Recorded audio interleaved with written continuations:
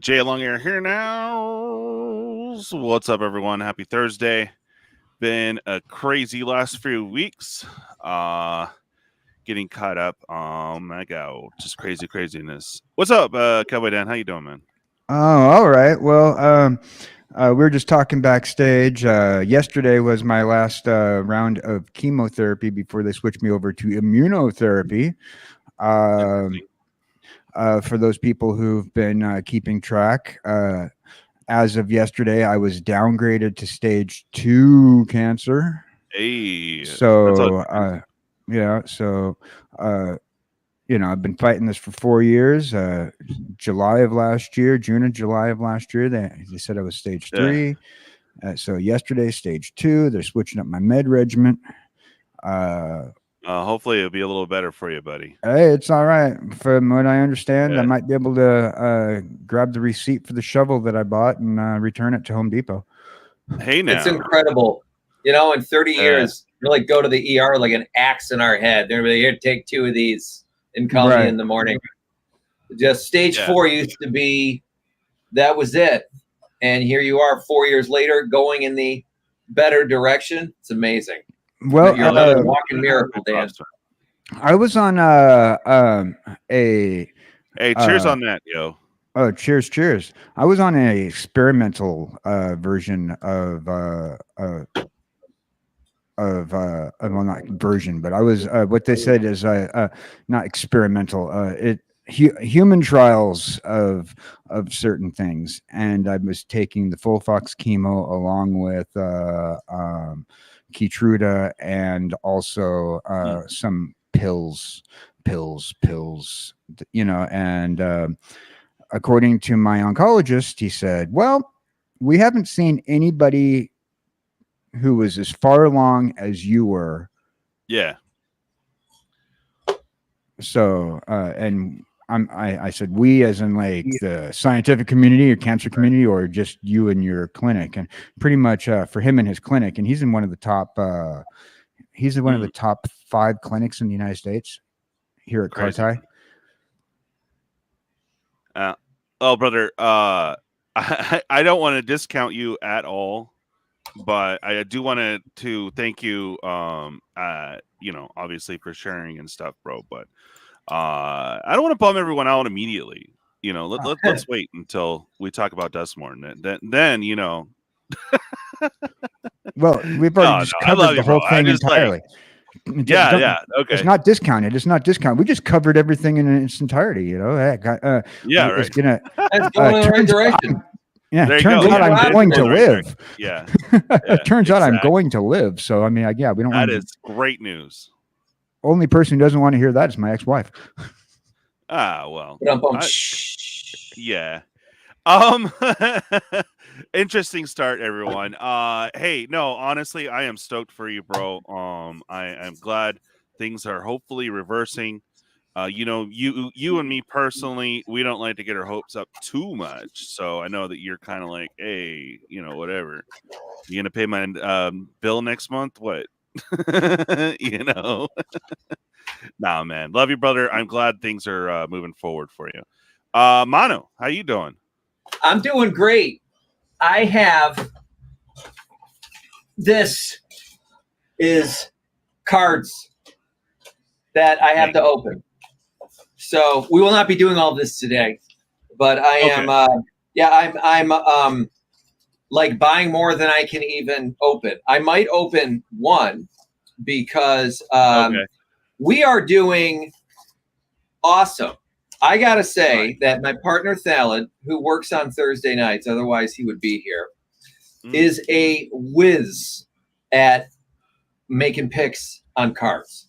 And some of his last ones that he has been picking are all going gangbusters. I mean, it is really cool. So I will tell you all about one, and then we'll call them out and see. So here's a spec for you to think about. With Final Fantasy, which is we have our Secret Lair, whatever coming up. Final Fantasy deals with griffins. So we are saying pick up the Griffin Canyon land. It's already going up a couple bucks, but it's like $7 or so for like near mint, maybe $8. It's reserve list and just a land colorless. But if you tap it, you can get +1/+1 to a Griffin, which isn't that crazy. But you can also use it to tap it to untap a Griffin, and that's where you never really know what might happen. So I think if you're all looking to either A, get a few bucks, or B, might want that card and don't want to have to pay more for it, go grab a couple. Yeah, good call. I eventually want to work with you and Thalid. There was another guy that was kind of close to what I was trying to do, but instead of market, just the regular market news, I want to cover tribes or kindred, whatever. You want to cover what? Well, they call it kindred now, but yes, tribal. Oh. Yeah. Which ones will be going crazy and which ones won't? Exactly. Yeah. And there's not really anything out there on it, so I've been kind of looking into it, but I'm not a market guy completely, so it's like, some of the stuff I don't know what I'm looking for, Well, at our I just know ups and downs. Right. Our most recent video, we're trying to get way out ahead of the curve. So on April 25, we are going back to Tier. So they have a Tier set is coming out in April, and so that means dragons. So we released just released videos last couple of days called "More Dragons Are Coming," and we have 4 cards in there, and only 2 of them are actually on the reserve list. One's even a comment that we think you should grab now. So the sort of the word on the street, bro, and shit, is that the Dragons Tarkir kind of sucked. Right. And then Construct here was like, all right, they reprinted the fetch lands, but otherwise we're like, what was it? And it's a plane in the lore of Magic that is supposed to be pretty significant. So the rumorville is, by the way, we're just round tabling for the moment, gents. So, I don't know if you had an order for things tonight, DJ, but anyway, the thought is they're looking for a 3rd times the charm sort of release here. So expect that one to be pretty powerful. That's what everyone is hoping. And we're going to start seeing some real badass dragons coming up. I will get you a link to our dragon video, but just watch it a little while, not right now. Not right now. But here I will post that in there. Speaking of which, today's kind of all over the board, man. I need you guys in chat to shout out what card you're excited for in Duskmourn, and then we'll play a little smash or pass on that. So we'll be doing that, and then I know there's a bunch of spoilers I missed from last Thursday, but right now everything's pretty much spoiled. They're just getting the last of the decks, so we'll look at that. Unfortunately, I'm gonna have ads because I didn't do any homework. So we'll be going over to Mythic spoilers and checking those out. And then we had a little bit of tidbit of news. I'm gonna wait for TCGDude to get in on that. And then if you guys want an invite, be pretty cash today and all over the board. So just I don't know, man. So let's go ahead and pop on over. Let me go ahead and set that up. Hey, here. DJ, are you like naked with a sex doll in the background or something? You don't just get on the camera for 2 seconds to say hello to everybody no more? I mean, I can. I just did my hair, so I just have to find a shirt, and I don't want to it's hot, so yeah. And I haven't shaved, and I just been dealing with health crap the last few days, so I'll get there, man. I'll get there. But just for the record, everybody, he doesn't want to put himself on camera because he has not groomed appropriately for you, right? That's how much he respects all of you. Exactly. Yeah. In the meantime, look at this squirrel. Actually, we have a new addition to the family. You guys have to check this out. As a meme, and I was like, you don't have to get that, but now that she got that, she found this. Baby mama found this at a random thrift store or something, but it is literally a nut squirrel. Oh, Dan, if you were feeling better, you'd be like all over that. But Gee there you go. whiz, that There's is just a nut nuts. squirrel. It is. It is just nuts. Oh my god. Someone with time on their hand and knew how to spot weld or did some welding, and it looks awesome. Good job. I mean, I wish they would have put their name on here somewhere because that's good work. But yeah, there you go. Nut squirrel. Yay. Okay. Moving on. Okay, there we go. So we have Death Toll. This is the Golgari deck, so I guess this is the new cards in there. I think Rendemont is. Did I send that to you, Brian? That I did. Oh no, I didn't. Okay, here you go, buddy. There you go, bud. Sorry, I had to send you a Star Wars thing first. Oh yeah, isn't it? Is it Nut Squirrel? Okay. Anyways, kind of yeah. Okay, hold on. Let's say hi to some peeps real quick. Sorry, I'm all over the board, guys. Zombie, what's good? Hey, super fast. Wow. Took a break from your show to pop by and say hi. Thanks, man. We had Brandon. Yo, what up, Bray? Dr. Dirty Red, good to see you, bud. Yeet. And Brian, I did send you the link. You're still doing stuffs. We had Investable pop by. What up, brother? And then we had Michael Superbacker. Editor J, man. What's up, man? If you're available, pop on. I know you're probably with the kids, though. All right, Dual Brain. What up? K-Torque, Juggalo. Hello. All right. Okay. Brian's still figuring it out. Alrighty. So this is the commander, right? The Red Ma. No, this is the sub commander. Red Ma Crackling Nest, 3 and a black and a green. Got Menace and Reach, nice for 5/5. What enters whenever you play a card or two, or say card with 2 or more card types. What? Each player creates a tapped 2/2 black bird creature token with flying. Tokens are goaded for the rest of the game. That's interesting. Yeah. So what? Wait, what? What? Okay, so what? Like legendary artifact creature? Is that 2 types or no? I don't. I think I think the card type is after the dash, but I'm prepared to be corrected on this community. I think he's only a scarecrow. I think it comes after, because it's like their subtype of the type, right? I don't know. So he's 1. My guess is that he's 1, but then if you were to then fill up and really you'd only put him in commander, right? Otherwise the 2/2s don't do anything. Because they can't attack you, right? So you make all your opponents fight each other all the time and aggravate each other. I mean, I like the idea. I just don't get when you play a card with 2 or more card types. I mean, because this is a legendary artifact creature, so is that 2 types? No, he's not, but it would be every other one that you play. So if you start playing like spirit elves and stuff like that, right? Like those sorts of things. You've got a night soldier or whatever, bear mutant right there in the lower right. That would be 2 types. Right?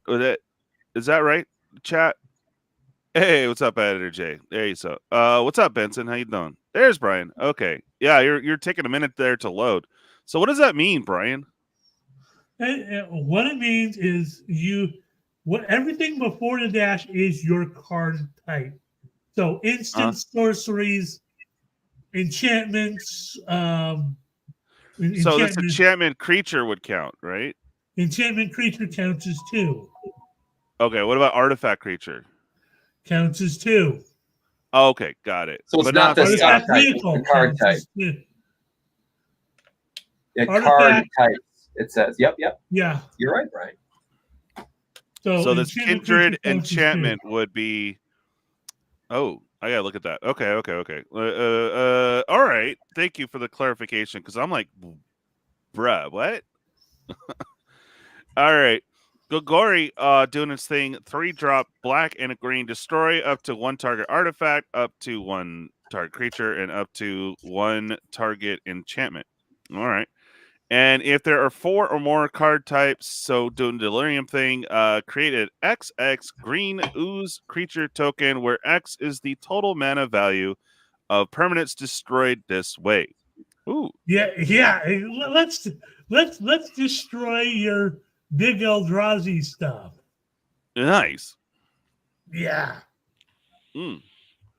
Okay. I kind of like it. It's So up Brian, there, then let me ask you: if the card type is legendary artifact or legendary creature, is that also 2 types? Does legendary count as a type then? Yes, Well- legendary does count as a type. Okay. Interesting. All right. Yeah. Sideways card. See, for the 2-drop, whenever my neck hurts. Whenever 1 or more cards are put into your graveyard from your library, each opponent loses 1 life for each card type among those cards. Okay. And then for the 5, whenever you unlock this door, mill 3 cards, then return a creature from graveyard to the battlefield. Nice. I mean, it's a 1-shot, but still not bad. The other one is interesting though. One or more cards. Yeah, so every time you're milling or otherwise, you get to ping opponent loses 1 life for each card among those types of cards. Yeah, and that's what this deck, this commander deck is based around, is that whole self-mill strategy. Oh, okay. This is the other winter deck. This is the Golgari winter deck. Okay. It's a Deluge of Doom, 2 and a black. All creatures get minus This is X, a new Toxic Deluge. Yeah, I see that. Until the end of turn, where X is the number of card types among cards in your graveyard. Interesting. So that's playing off of Delirium. Okay. Interesting. I saw this down here. Kindred Enchantment Demon. Whenever 1 or more demons you control attack a player, you may draw a card and lose 1 life. This demon is evil. Evil. At the beginning of your end step, create a 5/5 demon creature token with flying, then mill 2 cards. If 2 cards that share all their card types are milled this way, sacrifice Demon Covenant. Okay. Interesting. Yeah. Well, I mean, until you mill 2 cards that what if you mill 2 demons, then you're hosed, right? Except it has to be exactly. Has to be exactly. So they can't be. They would have to be. Everything is all the way across has to be exact. So if it's an enchantment and a kindred enchantment, then you're still good. Yeah. Right? So in other words, if you had everything before, everything before the dash has to be the same. Yeah. Oh, yeah. So it has to be another enchantment. Okay. You get 2 enchantments in a row, or 2 enchantment creatures in a row, or 2 regular creatures in a row. Okay. But still, that's not bad. That's interesting. Or 2 lands. Yeah. Okay. Into the pit, 2 colorless and a black. You may look at the top card of your library at any time. You may cast cards on the top of your library by sacrificing a non-land permanent in addition to paying their other cost. Huh. Okay. The enduring tenacity keeps getting better. Demolisher Spawn, 7-drop for a 7/7. Trample haste. That's always good. Whenever it attacks, if you got the Delirium going, other attacking creatures get +4/+4 until end of turn. Okay. Doesn't grant them trample or anything, but it a fun big bad bomb. It's interesting. You got trample and haste. I mean, with the +4/+4, if you're playing some elf deck, Yeah, other creatures you get. Yeah, exactly. So this is kind of like a not as good Crater Hoof. So, but still, this is not bad. Overload. This one I keep you reading urine, but it's Ursine Monstrosity. 2 colors and a green for a 3/3 trample. Beginning of combat on your turn, mill a card and choose an opponent at random. It attacks that player this combat if able. Till the end of turn, it gains indestructible and +1/+1 for each card among card types in your library. Yeah, or graveyard. Yeah. So okay. I love the art. Gotta give it that. All right. So we have a Kindred Sorcery Shapeshifter. That's funny. 2 colorless and a green. Changeling. This card is every creature type. Interesting. Create a XX colorless shapeshifter creature token with Changeling and Death Touch, where X is the number of land cards in your graveyard, and then you may retrace this. Interesting. Shapeshifter. Was there? What's that? So, like, you could throw this in like a sliver deck, and if you've got like one of the big dog slivers that like search for slivers, you could grab this card. Nice. Creature type, I guess, right? Yeah, some stuff like that. Yeah. Interesting. Was there anything else good in the deck, Brian? Not in that one, but Oh, okay. This one I'm excited about. The Endless Punishment, Lord of Pain. We got that 3 colorless, a black and a red for a 5/5 menace. Your opponents can't gain life. It's always good. Whenever a player casts their first spell each turn, choose another target player. Lord of Pain deals damage equal to that spell's mana value to chosen player. Oh man. and now imagine one of your other players is playing Eldrazi or like big dragons and stuff. Yeah, that's rude. So it's this explains why Forsaken Wastes out of I think it's Mirage, right? It's been going gangbusters in price lately. This Duskmourn has all this can't gain life stuff, and now everyone's paying attention to it. They want more cards that do that, so they can have 5 or 6 cards in their commander decks that stop opponents from gaining life. All right, Brian. Yeah, you want to do the suspended sentence?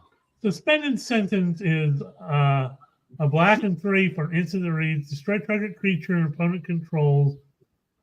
Player loses 3 life. Exile suspended sentence with 3 time counters on it. It can also come in with suspend 3 for a black and 1. Yeah. Interesting. So it doesn't really, if what I understand, it doesn't really go to the graveyard right away. It sits in exile for 3 turns. Huh. But yeah, in 3 turns it comes back, right?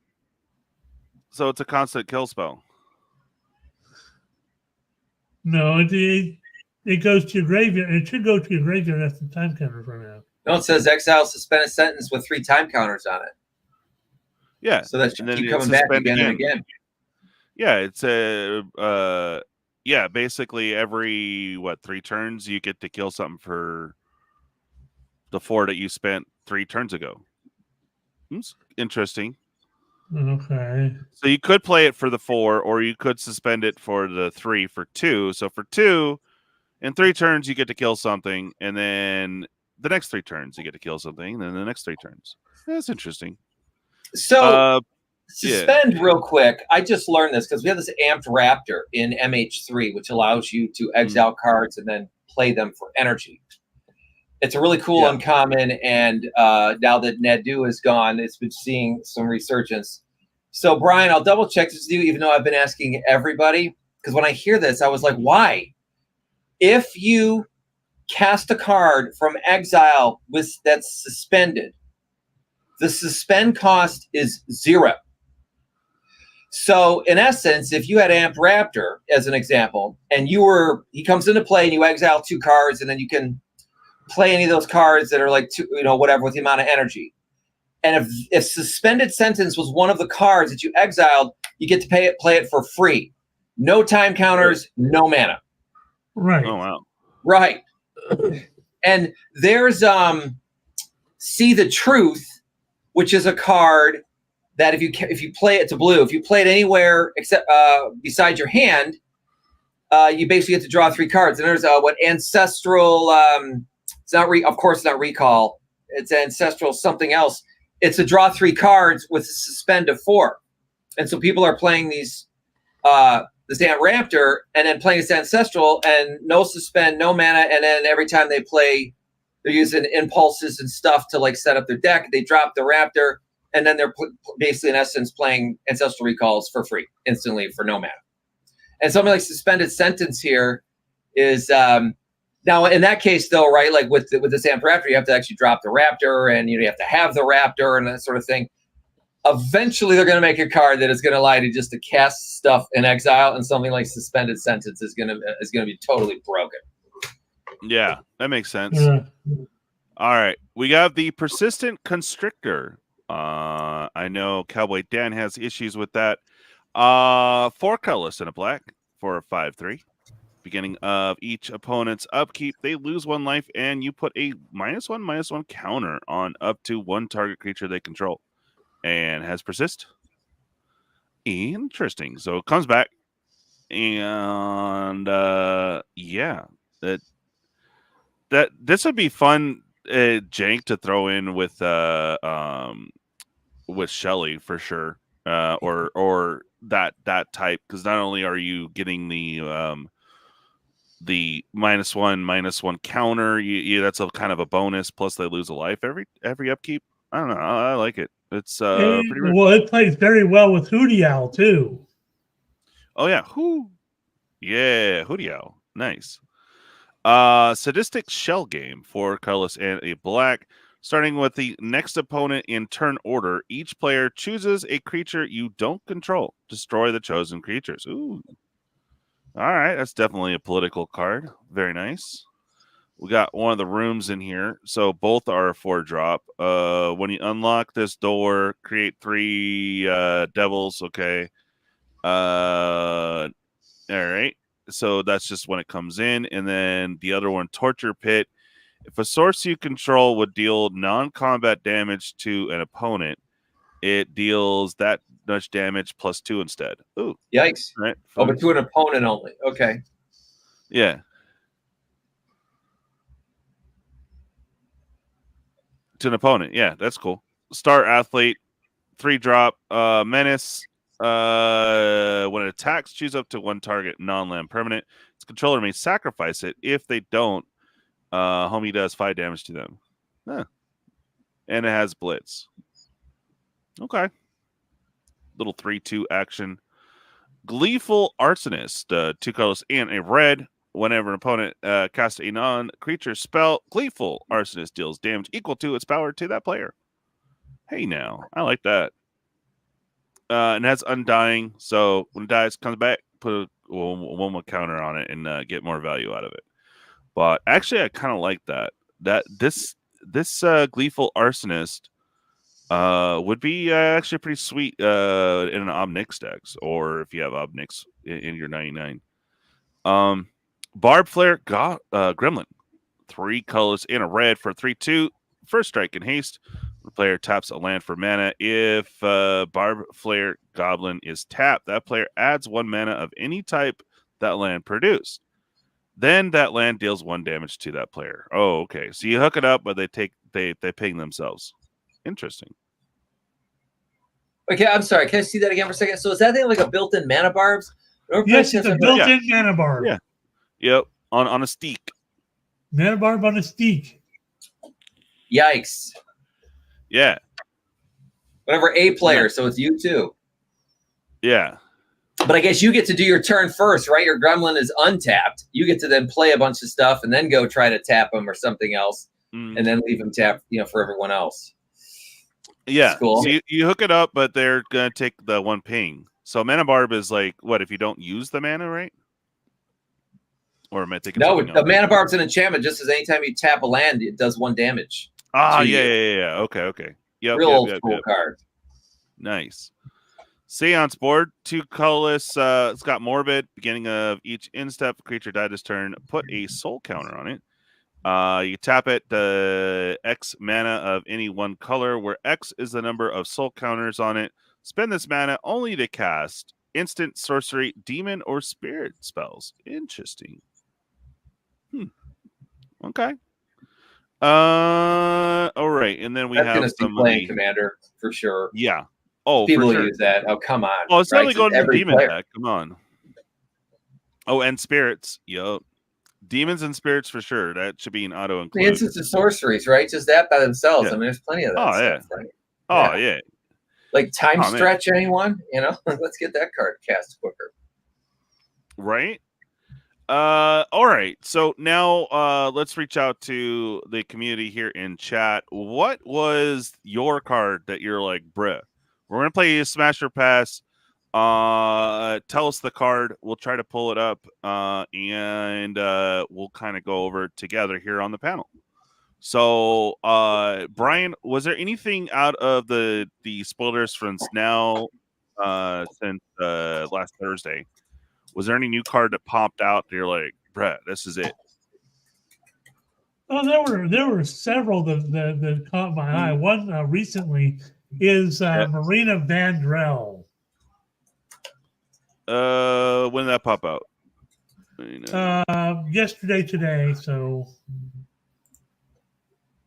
let me. There it is. Yeah, you were telling me about this one. Yeah. So Yeah. Wooburg, and then Human Warlock. See legendary creature. There's your two types right there. When enters, reveal the top 7 cards of your library. Put all enchantment cards revealed this way into your hand. The rest of the bottom of your library in a random order, and then you could tap it. Open or close target room you control, so get free unlocking or free, pretty much free unlock or lock something. So that's cool. I wonder why. Oh, so you could turn on and off some of the, just pay the enchantment. Turn on and off the room effects. Yeah. That's cool. And if you can get her to untap. Imagine what that could do, especially if you're playing rooms. Oh, interesting. Yeah. And she pairs very well with Tom Bombadil. All right. Well, I guess Dan, are you with us there, bud? Yeah, I'm here. Oh, okay. So I know you don't play Magic yet, but I guess based off of art, is this a smash or pass? Well, with the art, it's very traditional looking. I like it. I'm probably not going to invite her over to my place to step on my face. Oh, but all right, she can do things in my face. No problem. But no, I like it. She just looks a little too conservative for me with her outfit. Yeah. Yeah. Right. All right. What about you, Mano? We'll go game stats for us Magic players. So not necessarily. I don't know. This is one thing. Open or close target room you control. I guess I haven't looked too much into these rooms to see what that is, and I assume that would be another card type. That's coming in like a battle and everything else. I think enchantment room. So it's 2 types. So yeah, I think there's better for 5 mana. That's 1 of each color. There's just better cards. If you're playing domain anyway, but I mean, honestly, look at the top 7 cards. Plus, it's limited to enchantments. Right. So and I know Duskmourn is super enchantment heavy set, but I'll say pass. All right, Brian. I know is Brian. Yeah. Yeah, you're probably definitely smash. I'm guessing. Oh, absolutely. This gives me a reason to actually, go out and maybe build a Tom Bombadil deck where I'm doing all sorts of enchantment shenanigans. Yeah. And like that artifact, played it followed by a board wipe. Yeah, get a thing on it immediately. Or one-sided wipe, it's even better. Yep. By the way, tangential comments here. Brian, are you watching Rings of Power? No, I do not have Amazon Prime. Nice. Right, so you wouldn't because you live in the western part of the Congo, where they don't have Amazon Prime, right? That's why you don't have it.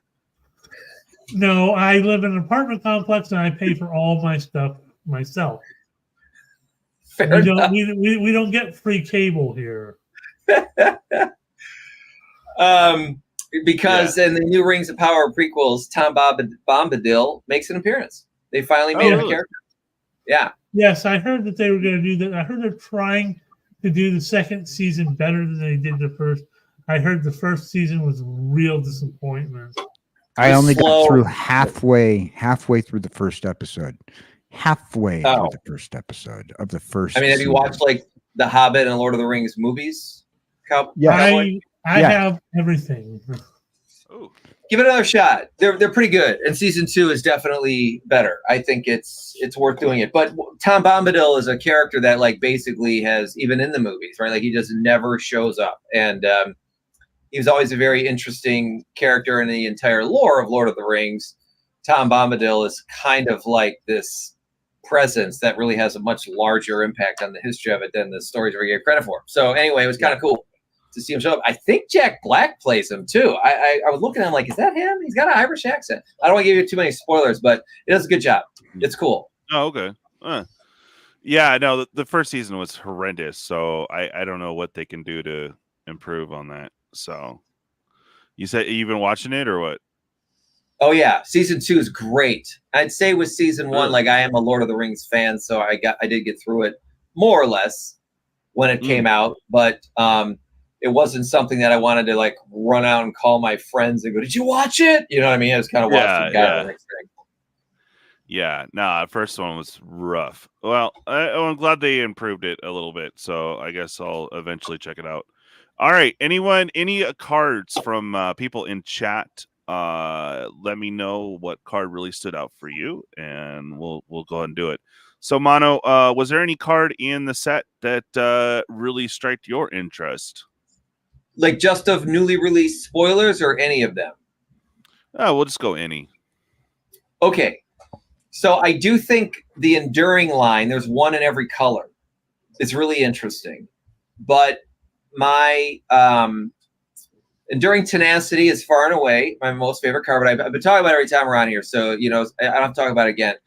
The next thing that I was seeing on, I'm looking to find it here. It's the 3-mana red card where players can't gain life for the rest of the game.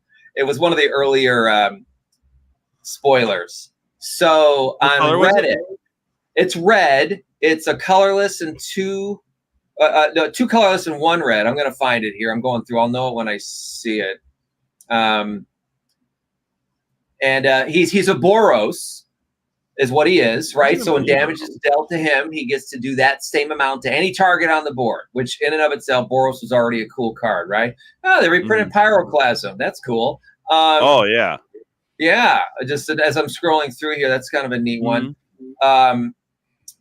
However, I'll stop and say the lands.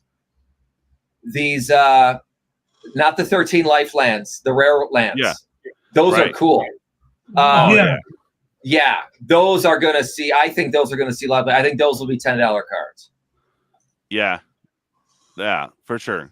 Yeah, the land base is definitely D's. Oh, you talking about the Jolly Balloon Man?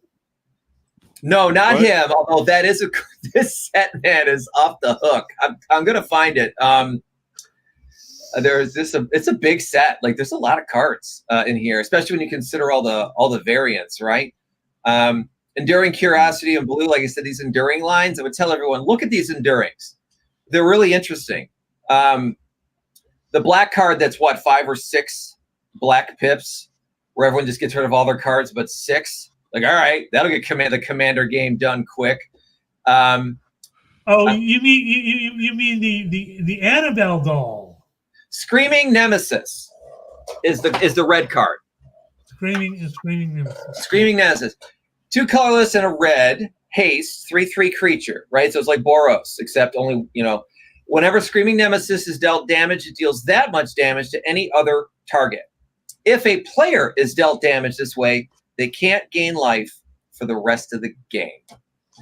So on Reddit, I've been reading a lot about this, and basically, especially casual EDH players are basically just saying, if that card comes out or I get hit with it, like I'm just scooping.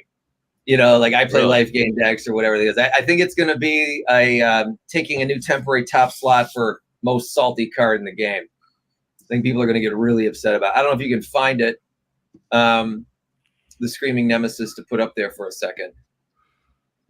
But I mean, for 3/3/3. I mean, look, we saw Boros, right? He was used all the time. He was something to deal with, and he didn't have haste, right? And he was those hybrid white-red to cast. But this guy is better across the board, just straight better. There we go. God, there it took me forever. Sorry. Yeah. Oh, Coach, I am doing, man. I need to get in with my doctor, and I've been dealing with some diabetic crap. So my energy levels have been super low. So it's kind of why I haven't been doing a lot of late nights lately. I just been kind of chilling and doing the main shows, just because it's been bad lately. So, but I'm okay now, and when I do have the energy, I'll pop on and stuff. But yeah, that's what's going on. Okay, so this one, smash or pass, Brian? Oh yeah, I absolutely smashed that one. That was the, lately I've been into the whole nobody can gain life type thing, especially since I put Sun Kitty in my Gev deck. Yeah. And it's a static ability after it happens, so I think that's pretty cool. Any other target? Yeah, pretty nice. Okay, Dan. I've been digging on because I've been looking through all this all the horror art and all the stuff that they have on here. I'm very interested in getting Killer's Mask. Oh yeah. Well, you have the Hellhead deck, yeah. Hey, coaches. Hey, Coach. What's up, Coach?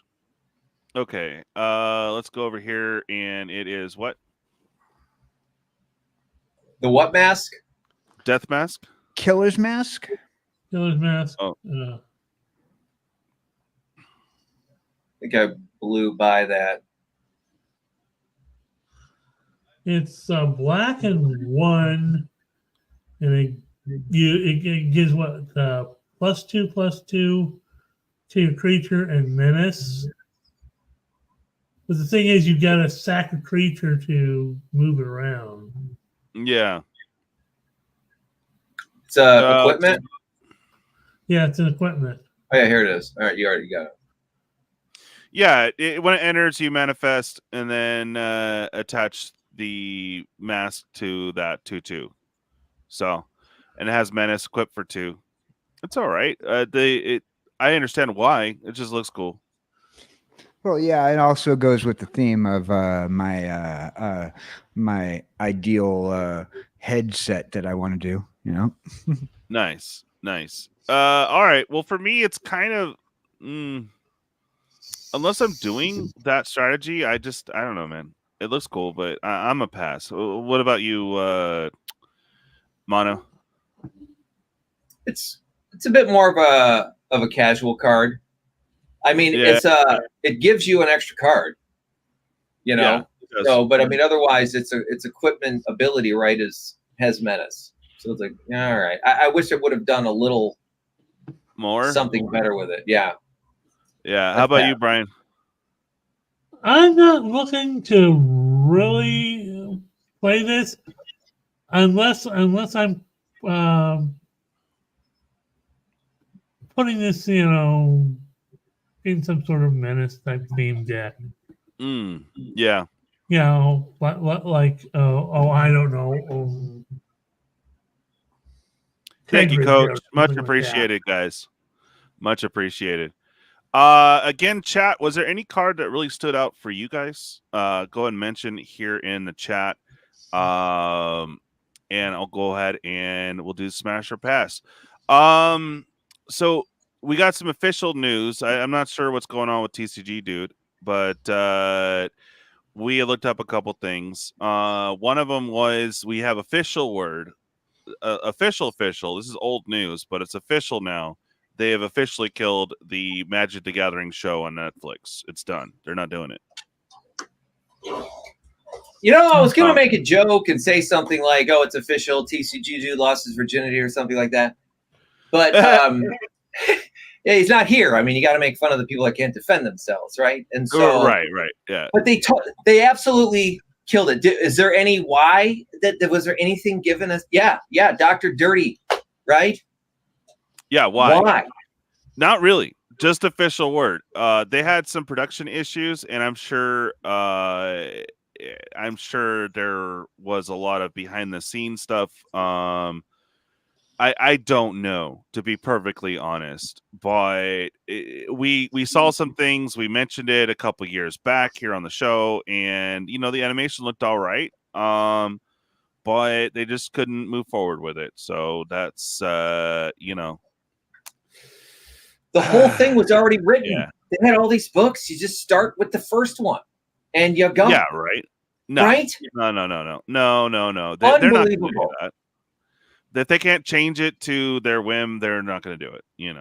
So. And I was reading about this somewhere when it comes to anime. So over in Asia, of course, it's the cradle of civilization for anime, right? And right. There are so many artists there that can do it, and they've got various graphic programs that are specifically tailored to assist with making anime. And they're now at a space where, like, I think they were, in essence, like charging or paying something like barely even like $10 a second or like $10 a frame. Like, it was like no money. Wouldn't be $10 a frame, right? Because 30 frames a second. That'd be $300 a second. They're not paying that amount of money. Like, the competition for these artists, it was like going down to nothing. If anyone feels like Googling it, you'll find it. But they're kind of interesting reads. Like, there's people over there just snorting meth, whatever they can do to like keep cranking out these pages because they want to be the anime artist that from like the next hit show. And to me, I'm like, you can't just do that. I would prefer to not have an anime Magic the Gathering show, but I mean, sometimes that art on the more serious adult anime, like, it's fine if it's going to be that or nothing. Like, how hard could it have been? Unbelievable. Yeah. I mean, you have discount artists in other countries as well. Now, I'm not calling their work discount, but I mean, they don't really pay the animators that much, man. And same with the manga. Like, they pretty much have to sell a certain amount before they get anything at all. They don't really pay over there. So animation's cool and all, but it's very rough to get anywhere in that industry. So, well, particularly with the mangas in Japan, it's so prominent that unlike with comic books and graphic novels in the United States, you're going to have a whole team of people working on the comic books and graphic novels. Typically with the manga, though, it's the one artist who's rocking through the entire manga. With his own storyline, his own art style. And so you have so many of them out there. They're the publishing companies are going to undercut the writers and the writer and the artist out there. Japan is it's known for not exactly paying their entertainment appropriately. Oh yeah, there's tons of stuff on it online. And basically, the artist doing their manga is pretty much working for free until they can sell off of their IP, basically. So it's pretty rough. And inside of this conversation, we're talking about how tragic that is, yet simultaneously saying, why didn't Netflix hire these people so we could have our damn show? Just want to be clear about that. Yes. Yeah. Yes. So exactly. And I stand by my original statement. Right. Knowing that. Yeah. Netflix is picking up a lot of smaller artists, though. Netflix is notorious lately for picking up YouTube animators. The Odd Ones Out got picked up by Netflix, and a couple other YouTube animators have gotten picked up by Netflix. So you're going to be seeing smaller creators making their way into the big stream market. Yeah. See, Twiddler said he has a friend that Brandon Routh voiced a part. Here he confirmed it. Yeah, they canceled it. It's done. Until the next project, basically. But they can't make money for free, so they dropped it. Yeah. Michigan in the house. What? Are you in Michigan right now? The hell? What's up, Caustic? Because I think MTG really needs a show. It kind of diminishes the game in a way. Interesting. Yeah, DJ, if you can go ahead and bounce coaches off this chat, please get them out of here. What? Some opinions you're not allowed to have, coaches. Yeah, right. That's right. He's Michigan. Got it. I couldn't probably answer that, but I would get a ban. Oh, just look at the group of people keep saying about new Japan video games. Yeah. Honestly, I don't want them to produce it right now because the writing right now is horrendous. So, like, I'm kind of okay with them not moving forward at this moment until Hollyweird and the rest of the people get to making shows that you're actually for the people that they want the money from. Then I'm okay with it, with them not making the show. With that thought process, you're going to wait 15 years for a good movie. Exactly, and that's what we have to do. The series originally set to be produced by hit-making directors Joe and Anthony Russo. Oh, nice. And Henry Gilroy, The Clone Wars. Okay. And Jose Molina, Firefly. Wow. That would have been cool. But you know what? They didn't go in the direction that they wanted. They couldn't race or gender swap some so they just gave up on it. I don't know. Not to let's lean into that, but that's actually trying not to lean into what happens when you hear about a creative team leaving. It's because the management was trying to cram into the story too many of their ideas. So at Netflix, like if you were to just show up with a whole season 1 of a series done and it was awesome, okay, like here, let's do a deal. You would be dead on arrival just because it was done. And the executives who are only ever going to be in the way did not have an opportunity to be in the way. And now they can't, also take claim for your work and then just be like, no, thanks. Yeah, exactly. Yeah. So that's true. That's what happened with the Clone Wars guys. They were like probably doing something kick ass. They probably dived into the game. And then they were just like, let's put it on a cruise ship with a bunch of bears and tell the story. And they was like, you know what? We're out of here. Yeah, exactly. A similar thing just happened with Naruto. Wait, hold on, Dan. I was just gonna say, like, if I would probably be one of those a-hole producers or whatever. I'm like, dude, if it doesn't have Cocaine Bear in it, it's a no-go, dude. Sorry. Go ahead, Dan. A similar thing happened with Naruto. That Netflix was talking about doing a live-action Naruto series because One Piece was so well done, but Netflix didn't want to work with the writer of the IP who wrote the original storyline. They wanted to change the storyline completely around. They wanted from now. This is. Thank you, Twiddler. Good stuff. They wanted to do all this stuff and they wanted to change the storyline completely around, pretty much Dragon Ball it. Is what the article I read. They ruined that. Oh yeah, big time. It honestly, the storyline would not have been approved by Nut Squirrel. So I was already a pass. Where'd you get Nut Squirrel at? I don't know. Baby Mama and her friend found it and said, "Yep, yoink," and brought me. So Nut Squirrel is alive and well. Nice. Nut Squirrel. Nut Squirrel. Yeah. It's cute. I like it. I know, it's kind of cool. It's growing on me, man. I was like, I don't really need this, but I'm like, dude, it's kind of cool. I like it. Yeah. So he was saying team departed due to creative differences. Jeff Klein, Transformers Prime. became the series' new executive producer. Klein brought in his own crew. Of course, they're going to shop it again so that the executives can get their hands in it. And yeah, I mean, that's why the constant refilming on any production nowadays.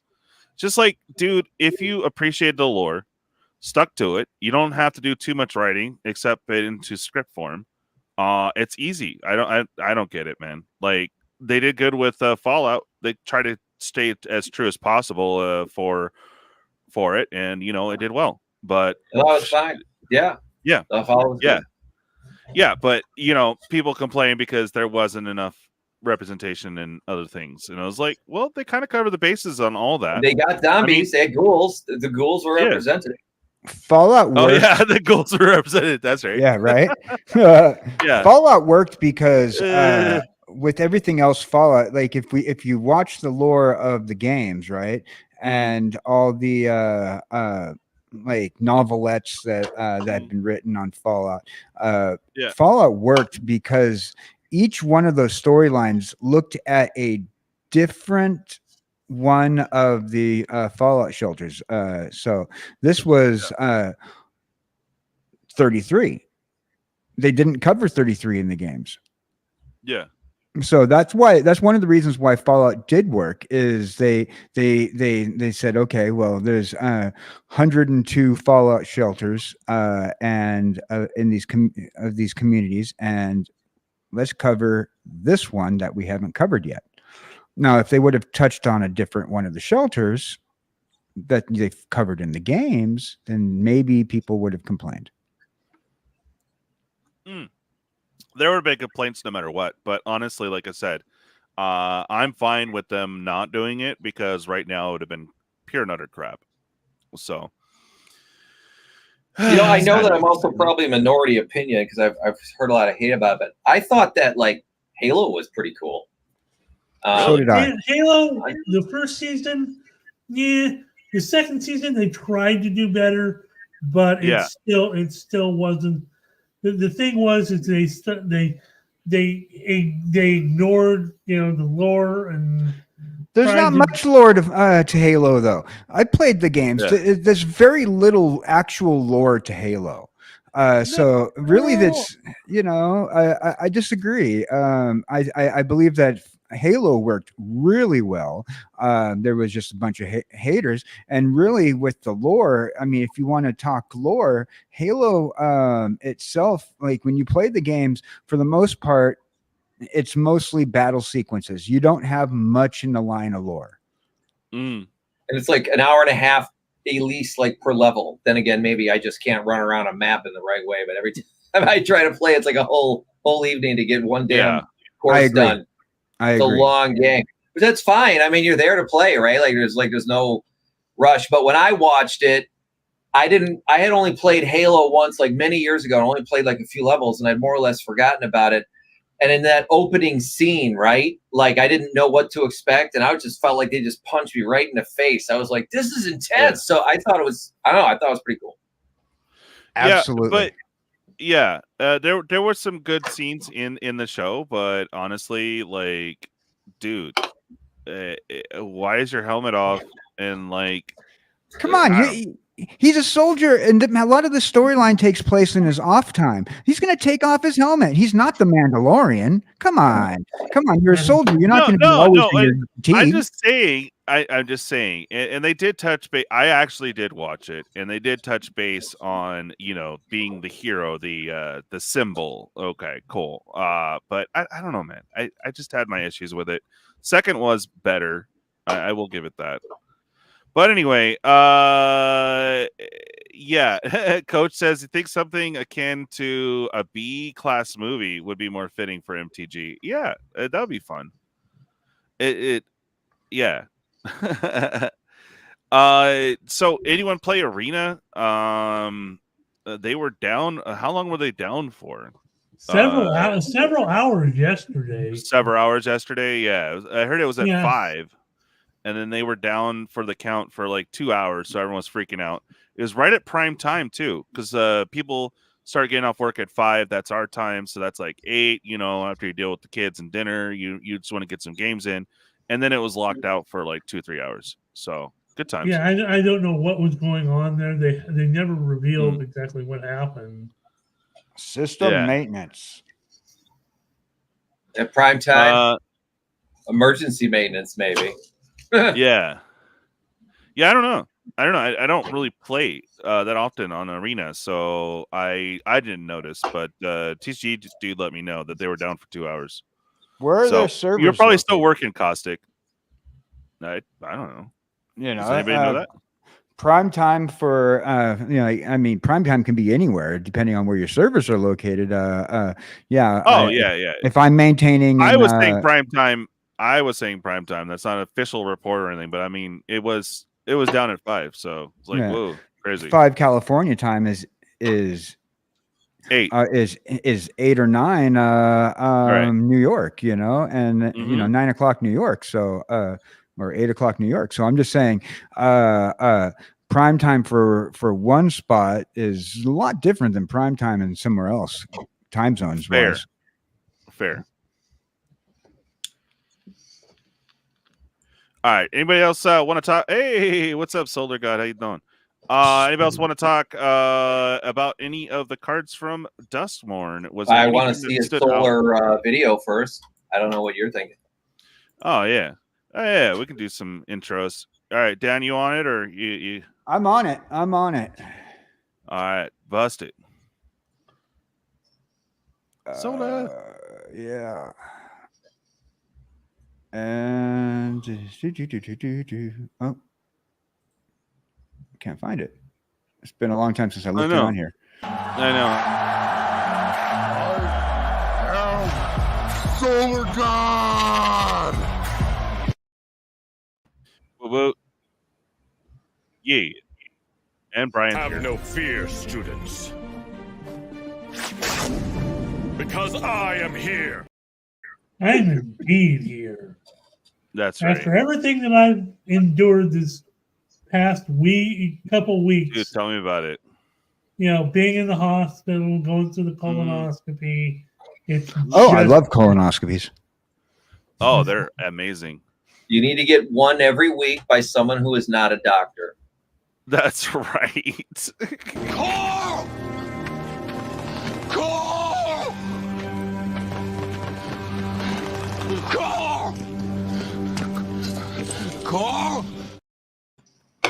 Yeah. That's from Letterkenny, by the way, that line.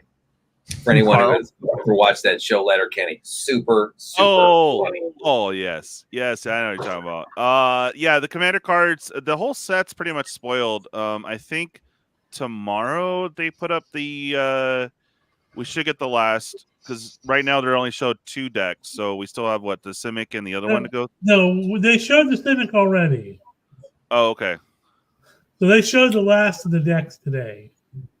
Oh, okay. So tomorrow should be the official where they put everything up into the card database, is my guess.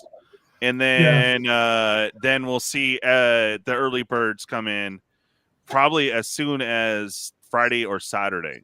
So as soon as that's up, you're going to see videos. And it's just like, man, I wish I had the connects for that. But anyway, so we will probably see some box openings this weekend. One other thing to note coming up on Monday, if I remember my things correctly, is when Mystery Booster 2 starts shipping. Yep, the 16th is when it'll start shipping. So we should start seeing some openings on that here very soon, with the exception of the special Magic Peeps that get their stuff early. So, DJ, when you do, because I think you're opening all of our packs up on camera, right? Yeah. Yeah. When it comes in. Yeah, please contact me when you know you're going to be doing that. I want to make sure I don't miss that one. Oh, yeah, for sure. Okay. I'll probably do it the day after I get it. So I'll try to remember. Yeah. I'm not getting the cards until Vegas anyway. Yeah, that's true too. Yeah, so we have 2 mystery booster battles, festival in a box battles coming up. People already signed up for it, and we get to do that soon. So good luck there.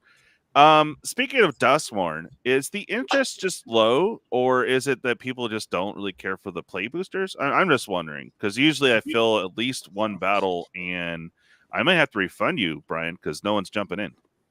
Well, that sucks. Yeah, so I don't know. It's 15 a spot. You get 3 packs, battle high and low to win additional 3. We got 8 seats left. If anyone's interested, I would like to order the box. But I'll give you $15. I'm in. All right. Yeah, go ahead and send it. It'll sit until yeah. I don't have the funds to cover the rest, else I would, and then just hope to sell that way. But yeah, I know. That's it. Solar. Yo.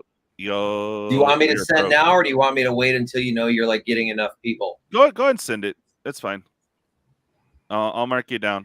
That at least gets us to where we have 7 seats left. So and if not, I might hit you guys up because I'm not. I want to get a whole play booster for myself, but I don't know, man. I gotta save everything from now till whatever for Vegas because I don't think I'm gonna get this big payment I've been expecting. So it's Vegas, baby.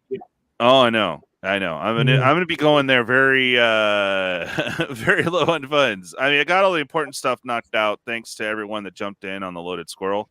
But I'm still trying to raise money up to buy a bunch of giveaways, and I'm very short. So are you driving in? Yeah, Caustic's driving in. Yeah, so we're cruising. Probably be there Thursday sometime, and then checking in all that fun stuff. Where are you gonna park? Hotel. Okay, call them and see what they charge for parking. Oh yeah, for sure. And then hey, I got an uncle that lives out there. He might be like, sure, just tell him to put his car in front of my house. Like, I don't give a shit. You know what I mean? You could save $110 or something stupid because they still charge you $40 a day or we're at the Sahara. Yeah, he'll park, and then we'll just be using the monorail system. So yep. Yeah, runs super late too, so he doesn't have to worry about having fun and driving, and we'll just be using the monorail to get to the thing, the whole thing. So yeah, cool. All right. So no, we covered that. We covered the other. There was one other note that we made. Yeah, that's about it, guys. Was there anything that you guys wanted to talk about in regards to Duskmourn? Well, there's cards that have been in there, like Kona, that is just if you can find a way to break that card. I mean, green and 3 for a 4/3 legendary beast survivor. What was the name? Kona, Rescue Beastie.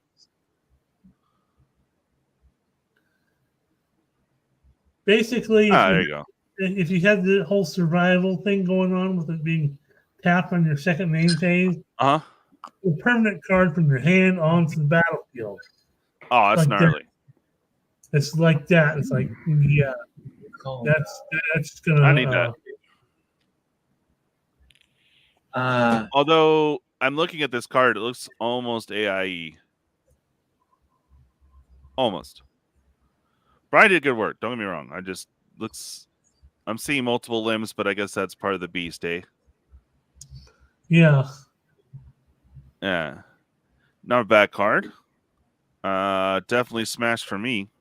No, Beast Survivor. I would say most people, though, like if you're playing this in Commander, not necessarily in Standard or Modern or whatever, but probably looking for ways just to get them tapped as opposed to actually attacking with them. Because then you're going to start cheating in Gigantor Eldrazi's and everything else, right? Right. Yo. Right. But it's still worth it, though. I mean, if you swing with them, it has to survive. I see. Yeah. Okay, I see what you're saying. Yeah. Still might be worth it just to risk it. But yeah, I hear you. But still, free beastie on a swing, if it survives, it's still worth it. I like it. So you're a pass? Me? Yeah. No, I think there's utility for this. I think there's ways to be able to get stuff to tap, stay tapped, whatever.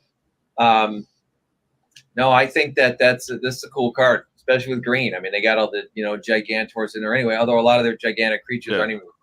I mean, yeah, they got 7 and 8 mana stuff, but no, I think he's cool. I think someone's gonna get creative around him. Nice. All right. Was there any other card, Brian?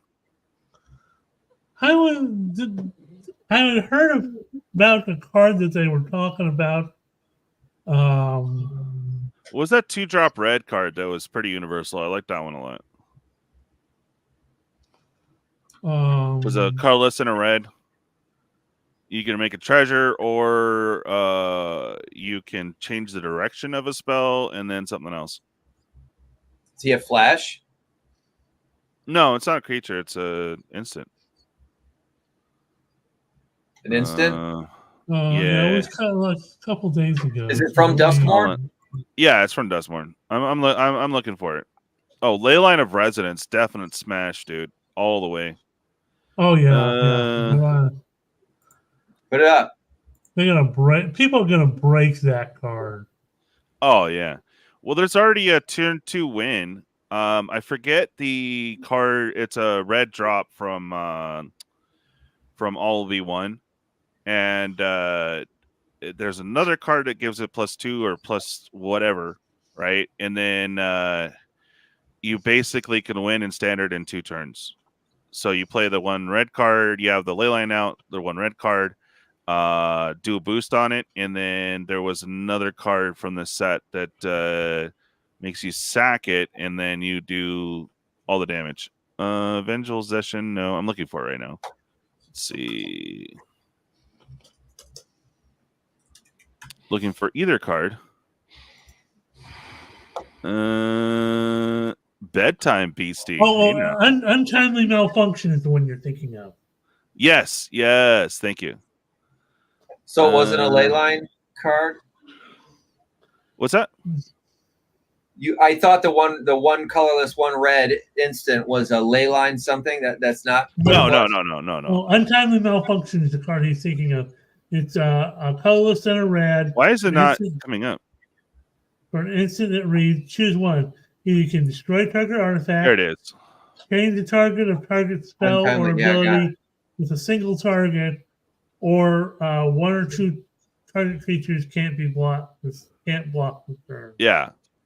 Super good card. Beyond smash on that. That's almost every red deck. Almost. So it's not treasures, it's destroy target artifact, change the target of a spell, or creatures 1 to 2 creatures can't block. So here's a question, Brian. Then can you, if someone was to counter one of your spells, can you play that Malfunction to have the counter spell target itself? No. I don't think so. I don't think so. I mean, because it would probably have to be a valid target, right? In order to change the targets. Yes. There it is. So it's turned inside out. There is another card that boosts that thing. But yeah, this target inside out. Target creature gets +3/+0 to the end of the turn. When it dies, this turn manifests dread. So the Leyline doubles this up. So you get +6 on that creature. There's one other card of this 3-card combo that I was looking for. The Leyline, that inside out. Huh. I really like Trial of Agony. This is one of my favorites of this set in terms of a red card. Single red mana for a sorcery. Choose 2 target creatures controlled by the same opponent. That player chooses one of those creatures. Trial of Agony deals 5 damage to that creature, and the other can't block this turn. So 1 red mana for 5 damage to creature. Yeah, that's pretty good. They get to choose one, so they'll get to choose like their token that will take the 5, but still the other one can't block. That's pretty good. I like it. Smash. Yeah, for an uncommon, Yeah, 1 mana. Yeah. Sure. Creature Yeah, kill. why not? It's definitely creature kill for 1 mana. I mean, it's target player sacrifice the creature, right? They get to choose any one of their creatures. At least in this one, you get to narrow it down to 2. Yeah, you pick one, they pick one. Yeah. And the sack a creature one, I think, was a 2 mana black spell anyway. So it's good. Yeah, I like it. Very And good. my other one is again the Arabella Abandoned Doll. I really like that one. The Twitch style, which card? The Edna Lorraine card. Oh, the Abandoned. Arabella. Okay. Yeah, the Annabelle doll. Yeah, the Annabelle doll. Edna Lorraine Warren's favorite card in this set, if they were still alive. Yeah. You go infinite with that. There's a way to go infinite with that. It only has to attack. And it's to each opponent.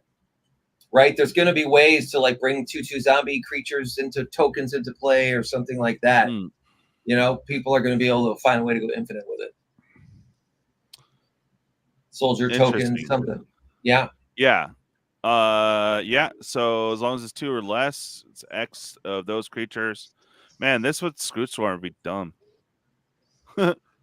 Or with any of the Liliana ones where you're creating a bunch of tokens. Or 2/2 zombies. Yeah. this goes well in Jetmir. This will fit in my Jetmir deck, you know. Or you know, any of the bunny deck where you're creating mad bunnies. Yeah. Nice. All right. Well, not my color, so I'm kind of a pass, but I like it. What are you thinking, Mono? I think it's a great card. Yeah, right. and it's synergized with white red. Yeah, I think we'll probably see this pop up in modern too. Oh yeah, I mean, oh gosh, you throw 4 of those in the deck because even though it's legendary, that you have to get rid of this thing. You can't let that card sit around, right? So yeah, so they're going to keep blasting away at it, and it's only 2 mana. And I love cards that only cost 1 or 2 mana that are total bait. Like your opponent cannot ignore them no matter what. It's cool. That's a really cool card. Yeah, if you say Boros, I mean, if you're making tokens, dude, this thing's like, oh yeah, bet. All right. I also really appreciate Withering Torment. Wizard Informant? No, Withering Torment. Oh, Withering Torment. Okay. So black and 2 for an instant that reads destroy target creature or enchantment and you lose 2 life. Black has needed some enchantment removal. I mean, sure, they brought Feed the Swarm from in one of the commander decks, but they didn't. Since that was the last time that Black had any enchantment. Well, they had some sack stuff from Obi-Wan and Brothers War. But yeah, black has been getting a little bit more enchantment hate. So this is definitely a nice one. Where you lose 2, whereas the other one's like life to the mana cost you lose. So this is a little bit nicer. It is nicer. It's low cost. The losing 2 life is something that you see in any black deck. But you get to destroy that enchantment, and that's something that black has needed for a long time. They haven't had any bot enchantment removal since Zendikar, since Feed the Swarm. They had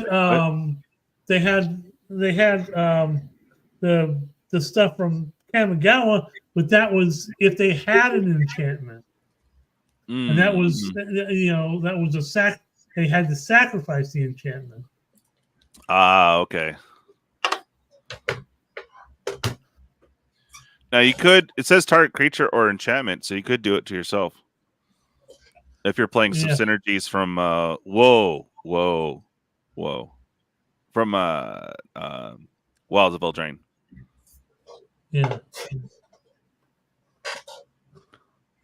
Yeah, you're right. It could totally get crazy. Yeah, back to the doll. was talking about. Final Vengeance. Check that out. I don't know if that's a. I don't know if Final Vengeance though is a. It's not necessarily a Duskmourn card. I can't spell vengeance, so Apparently, I can't either. So, Final Vengeance. I know it's a Duskmourn card, but it might be. Yeah, I don't know. Yeah, it is. There's additional cost to cast this spell, sacrifice creature enchantment, exile target creature. yeah, it's because I couldn't spell. Yeah, there you go. Yep. Yeah, exile But you target can't creature. exile an enchantment though. So that's what the other one does. No, it right? says this one you could sack a creature or enchantment. So there you go.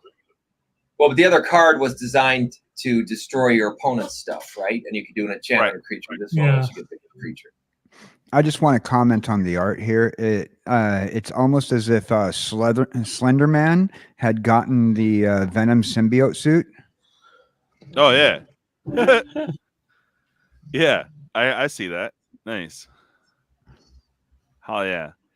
All right, guys. I have a giveaway that I'm working on right now. We need to get the sub count up because we have to. On top of the 1420, where I get to crack an alliance pack as soon as I hit 420 or 1420 subs. So I'm adding a little something to that.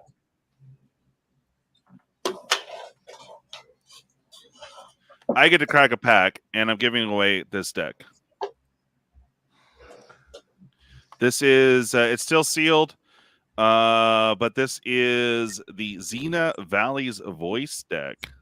So as soon as we hit that 1420, this will be given away to one lucky person. I should make the video here in next week or two, but I know when I get back from Vegas, hopefully we'll be way past that. But yeah, the whole deck. So that is the Xena Valley's Voice, still sealed in the what do you call this thing where you peel it? What Plastic. kind of wrapping is that? Well, it's plastic, yeah, but I thought it was something else. But anyway, yeah, Q. So be on the lookout for that. Videos here soon. We're sitting at about 1342, so we still got a little bit to go. And then, of course, the 15 subscriber giveaway. I have a ton of fun stuff, and also fun stuff coming from Vegas as well that will be given away for that. So be on the lookout. And we got a little bit to grind for the 15, but hopefully we can hit that 1420 very soon. That'd be very awesome. Yeah, 14. All right. Do we get some sort of 5-leaf thing for it 420 being in the middle of that? Get what? Some sort of 5-leaf thing, themed thing. 5 thing? 5-leaf thing. 5-leaf thing. That's 5-leaf. Oh, got you. Got that I'm highly allergic to.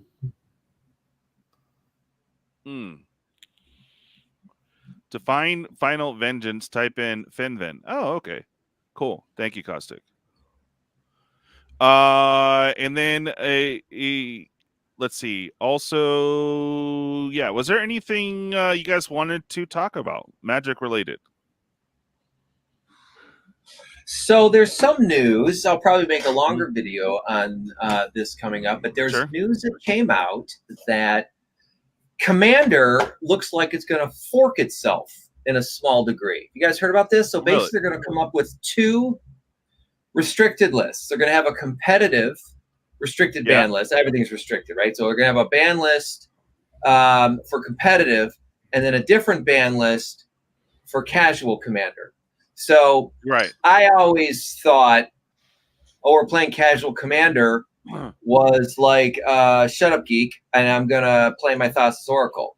But apparently they're going to actually really now declare Commander as 2 distinct things. They declare, now, of course, you can still build whatever deck you want inside of each format, but they're now going to have different ban lists. And so things like Fast Bond and Rofalos are starting to really see their prices. Fast Bond's like $30-$40 now.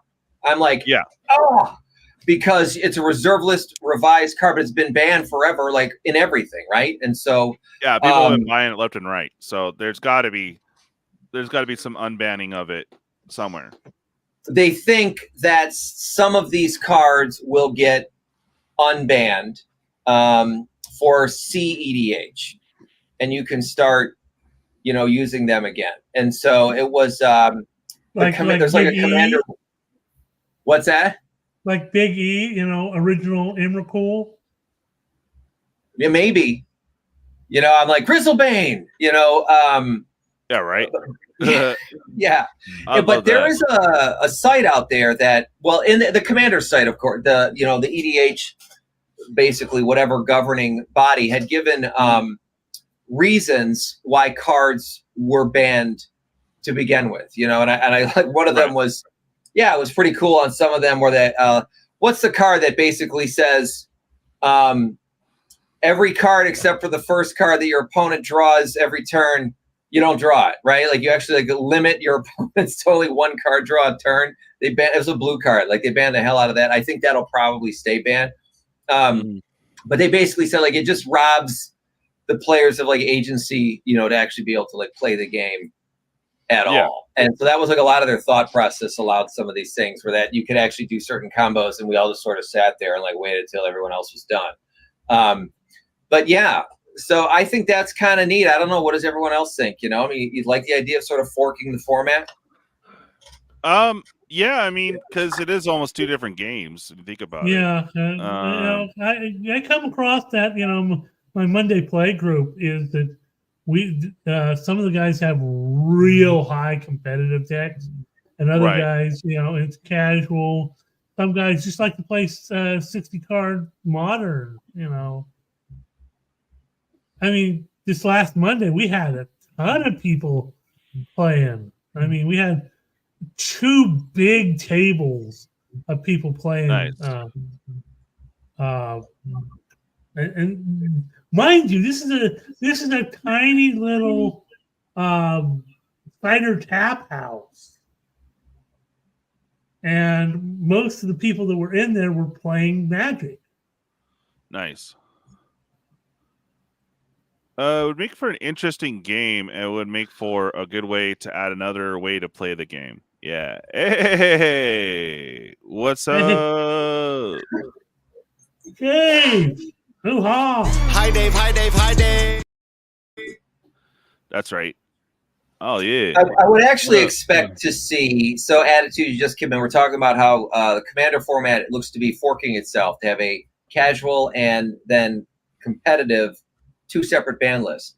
I actually think we're probably going to start to see in the casual side, a huge list start getting made, right? Because it's going to be all the annoying and salty cards are going to go away. I wouldn't be surprised if, what was the card I was just talking about, right? The red card, Nemesis there or whatever, from Duskmourn, we could end up hitting that, hitting that sort of thing. So they're going to take their time with it. They said they're going to start tossing out ideas. They're going to actually engage local game stores to run some tournaments with these new ban lists, with the disclaimer that from these tests and feedback that they'll then kind of keep refining it. But it was it could totally change the space of Magic Finance as well if they start to look back and Power 9 and everything else, just say screw it.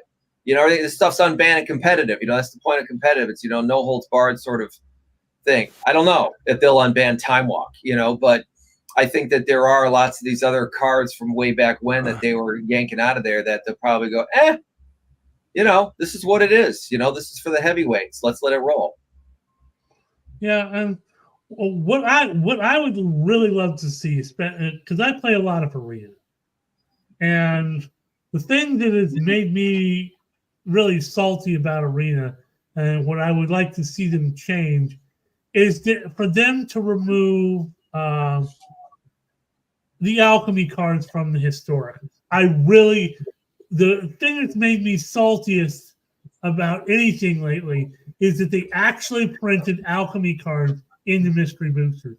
I will, and I'm not a guy that's into destroying cards, but I will on camera. If I get one of those cards, I will burn it on camera on the spot. It will die. You would have because those issues cards if it's that blue should card not and mono exist ones. in printed form. Like especially Oracle of the Alpha. That card is absolutely. It needs to be burned in the pits of hell. That's specifically the card I'm trying to chase down. But my understanding is that it's not legal in any format at all. You can't play it, so it just has to sit in a binder, right? I don't think you can play it anywhere. No, you can play it in any kind of outside format, which means 40K, Doctor Who, any of your Universes Beyond formats, and any of your unsets. If stores actually start running those tournaments, like if there's utility for Oracle, is it Oracle of Knowledge? I think, right? Isn't that what it's called? Or Oracle of the Alpha. Oracle of the Alpha. That's another bird. I hate birds. If it has utility, it'll be $1,000 card. I mean, you conjure the Power 9 into your deck. What the hell? For anyone who doesn't play Arena, the Oracle of the Alpha is a flying owl. It's only 3 mana to get in, and when you put it into play, you would then take the Power 9 tokens, the 9 cards, and stick them all into your deck, so you can start drawing Black Lotuses and Ancestral Recalls. Yeah. Forget about it. Oh man. Okay. Here we go. Hey boys, before you head continue on, I gotta head out. I'm having some issues, but I just wanted to all right, man. Thanks for coming on, man. And that's what I want. I want a historic, which is akin to a modern format that does not have the alchemy cards in it. Every time somebody, and I will say this here, online, every time somebody plays one alchemy card against me, I will scoop the game. I will not play against that. I feel it's unfair. They're not real magic cards. It's like playing uncard. Right, Brian, I hate to say it, but pause the cause. So let's let Dan. He's got to heal up. Hey, brother, we'll see you, Cowboy. On hanging out with us, man. Oh yeah, no problem. I'm just I gotta head out. But I'll join you guys a little bit later. Probably see you tomorrow sometime. But have a good night and everything. All right, buddy. All right, man. Thanks for hanging, brother. And glad you're on the up and up. Yep. Hell yeah. All right, Brian, go ahead. Sorry, I didn't mean to steal your thunder, Dan. You have a good night. Oh, no. It's cool. It's cool. You had a thought in your head. I appreciate it. Oh, yeah. Lately. Yeah. Oh, here we go. The proxies. Oh, boy. I'm not a big fan of proxies either, but that's just a whole other issue where I came up in Magic.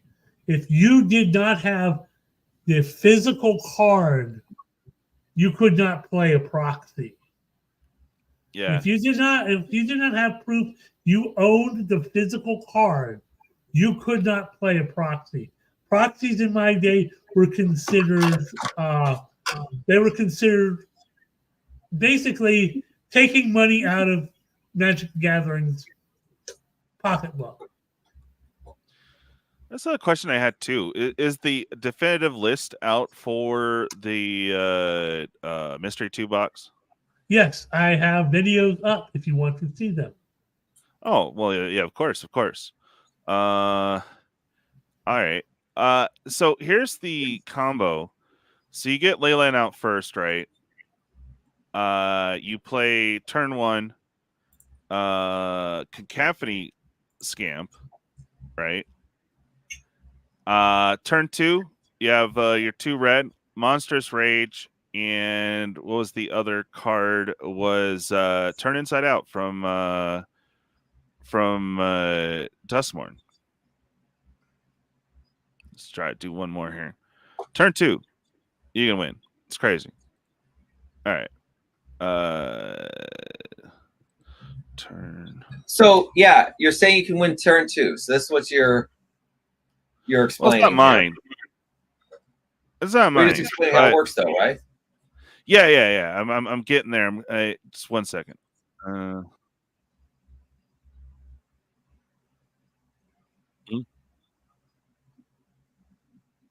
Yeah. Okay. So keep in mind the ley line, right, is doing the copying. So if you target one of your creatures, it doubles it, right? So you have your cacophony. It's out. You can go ahead and swing it. Well, no haste on it, so it doesn't necessarily swing in on turn 1. But if it deals combat damage to a player, you may sacrifice it. If you do, proliferate. But when it dies, it deals damage equal to its power to any target, right? So it's just a 1/1. You with that ley line out, you cast Monstrous Rage, so that doubles. So not only are you getting a +2/+0 to the end of turn, but the monster roll token is attached to it. So now you get 2 of these on there. So basically, it's a +1/+1, right? So this alone is giving it +6, right? Then you cast Inside Out. Okay. And it gets +3/+0 till the end of turn, and the manifest isn't as important. But there is, so we are at +12, right? So you hit for 12, and then when it... Well, no, you hit for 13, and then sack for 13 end game. Because it dies. If it does so the combat damage. Can I see the goblin again? Yeah. So here it is. Here's the Gavo, right?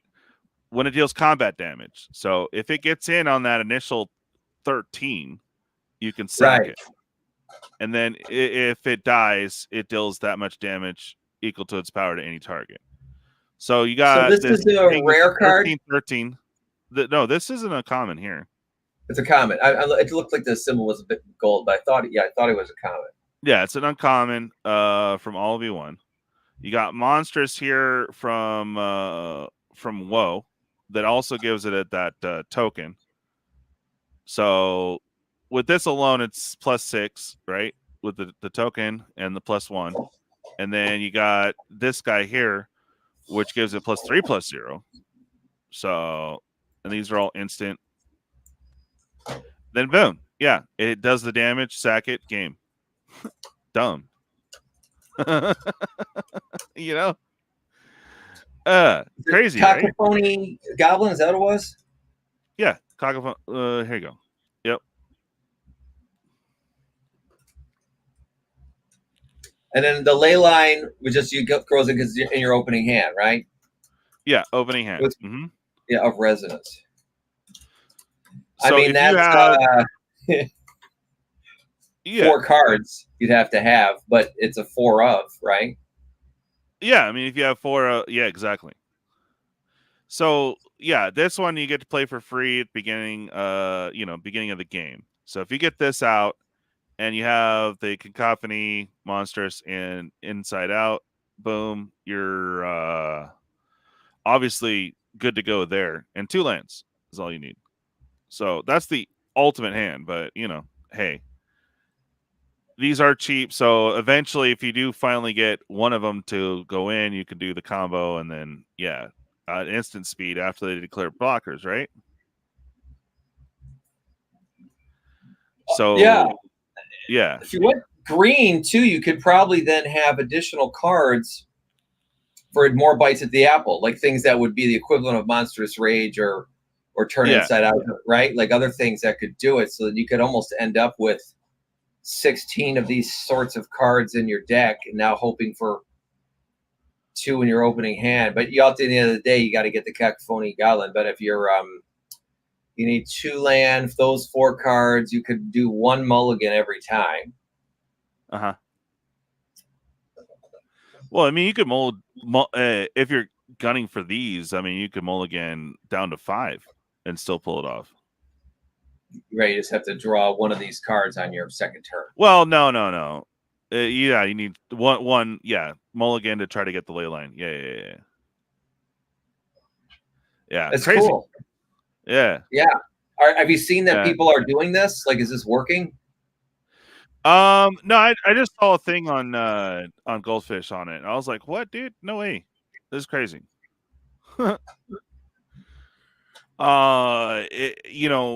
It's kind of luck of the draw, or like, how hardcore are they cheating to get those cards in set hand? But it's possible. It is possible. All right. Was there anything else you guys want to talk about? I just thought that combo was kind of fun. That is really cool. Yeah. Can I open a card? Oh yeah, let's do it. I opened 1 card. This was for my birthday from my partner Sally, and he wanted me to open it up on the show.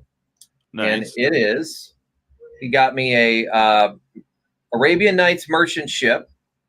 Oh, nice. And a foil opalescence. Ooh. How cool is that, huh? That's a pretty cool birthday present. Opalescence, everybody, is a huge pick that we went for, because opalescence makes all your enchantments creatures. So, you know what? I think I'm mirrored here. Let me undo this.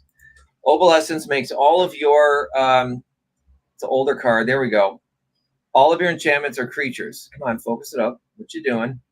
So with Duskmourn, things like, which I always kept talking about, the Enduring Tenacity is a creature enchantment. When it goes to the graveyard, it comes back into the play as an enchantment. But it's a 4/3 card, and if you have Opalescence out and the Enduring Tenacity, I think it's just black, then it remains a creature. So you start going infinite with this. And this would work for all of the Endurings in the Duskmourn set. And so this one Pablo has been going, not just the foil version, but like the regular cards are really starting to spike in price. I think that this is definitely, we've talked about it on our show too, but pick one up, or 2 or 3, or, you know, I mean, you can only play in Commander, right? I mean, it's a reserve list card, so it's old. It's from one of the Urza's Saga. I think it's got the flask on it. Forget which Urza that is. But anyway, yeah, it's pretty cool. Thank you, Thalid, very much, if you happen to be watching this while you're at work.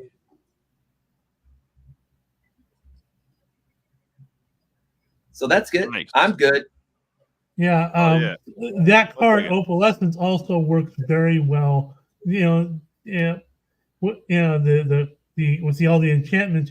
I'm thinking about how Trash Panda, you know, from the Bloomborough Commander, the Trash Panda, that turns all your enchantments into creatures with an indestructible haste during your turn.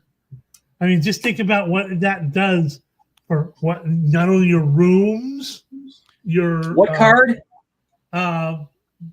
Is it Bellow? Yeah, Trash Panda, Commander. His name's just Bellow. What? I can't remember right now. I'm searching for else. You said he's a panda.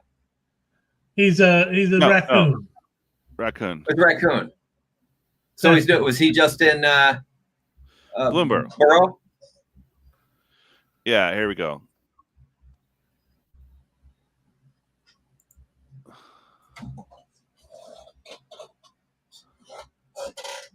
Each non-equipment artifact, non-aura enchantment you control, with mana value 4 or greater. It's a 4/4 elemental creature in addition to its other type. It has indestructible haste. Whenever this creature deals combat damage to a player, draw a card. Holy crap! Of course, Yeah. Enduring Tenacity is a black card. So if you were doing this as a commander, no bueno. the raccoon couldn't actually be your commander. But But that still, certainly there's a lot of piles on. Oh yeah. Now that's enchantment creatures too, and vehicles. Yeah. So I've had a lot of fun with this deck. It is put up a lot of wins and does a lot of work. So Yeah. it's very fun. So he's going to do really well with your enchantments. I mean, just think about the Overlord enchantments. Thank those you, things Dr. are super Dirty Red. powerful.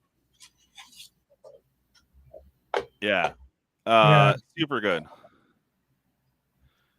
But yeah, guys. So overall, we do. Let's go ahead and get on over to the shill section. I got to see if we can forage up some food here. Mono.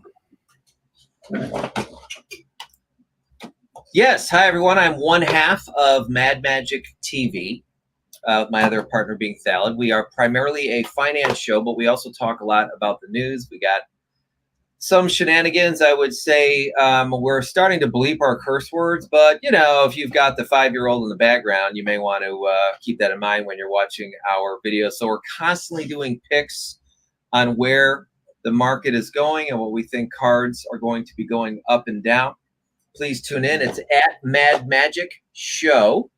I'll put that in here in our feed. So we post more than one video every week, and you're going to be seeing, those of you who are in the beginning, 70 shorts coming up with all these cards that I'm opening up. I like to get old stuff, weird stuff that we've forgotten about. Yeah. So happy to be here as always, DJ. Oh yeah, for sure. But go check them out, guys. Super awesome, good crew there. We got Brian Giles, the most excitable person about Magic and cards. So go check him out. Go ahead and plug your channel there. Put your link in there, Brian. That's exactly what I'm doing right now. Right meow. There's my link up there. I've been going through the cards of Duskmourn. I've still got a couple videos to put up, but we're gonna have all sorts of cards up, and there are some exciting things coming with Duskmourn. Nice. So I'm really, really excited about that set. I'm looking forward to drafting it. And I'm looking forward to my mystery booster cards coming in. Except for those stupid alchemy cards that are in there. I hear you, bro. All right, guys, be on the lookout. We have the Duskmourn giveaway video coming up. I got to work on it. The energy's been super low, dealing with some medical issues here as well. The energy spurts come and go, so I try to get some work done when I can. But we are still trying to grow the channel. Of course, if you guys are new here, obviously smash the like and subscribe. That's how we thrive here on YouTube. I'm giving away this whole deck sealed. So this will be once we hit 1420. On top of that, I will also get to crack an alliance pack. My very first one. Never opened one before. So we're trying to get to that 1420 subscribers. Bring some friends over, your frenemies, your enemies, whoever. Just get them subscribed on the channel, man. We're trying to grow and do better things. So also, if you guys are looking to get some play boosters, we do have a battle we're trying to fill right now. We have, I guess now, did you send that already, Mano? Did I send? Oh, yeah, I did. Oh, the 15. Oh, okay, perfect. So we're at 7 seats left to fill that. I just want to at least fill the one box. So it's 15. You get 3 packs. You keep battle high and low. You could win an additional 3 if you get the lowest CMC or the highest CMC. So good times. They're always super fun here on the channel. So we try to do it every standard set or every set if possible. And you guys get the cards and everything's fun. So if you guys want to get in on that, holler at me at Discord or my email's in the description. If you don't do social media, but you want in, holler. I'll tell you how to get in and all that fun stuff. But yeah, I'm not sure about shows coming up this weekend. I know it's late night EDH on Sundays, but I am going to try to pop in and just kind of have a fun stream between now and then. And basically when I'm playing right now, I can't stream. We had a big conversation about that earlier, but yeah, the Knights of the Old Republic is free. Is the best game. It's all right. It's a little, I don't know. But I've been. Is that the MMO? Yeah, the MMO. Yeah, they've had that out for 15 years or something, right? Oh yeah, it's been out for a while. Yeah. Yeah. Yeah. So I've been messing around with that. It's new to me, so it's been fun. I know they want you to subscribe and stuff, but I haven't jumped on that yet, just because there's really no deals on it. So I don't know. I'm just playing through it. I have the Fallout 2 ending to play live with you guys. And then I think we could jump into Fallout 3 here pretty soon. So I'm pretty excited for that. Unfortunately, I tried to get Fallout Tactics to work, but it's like really janky and I have to download a bunch of stuff. And I'm like, dude, I'm kind of over that. So we'll see. All right, you guys have been awesome. Thank you so much for joining the show and hanging out with us. We do this every Thursday. Yeah, man. Getting excited for Vegas, bro. It's coming real soon, bro. Brah. All right. You guys have a good one. Bye.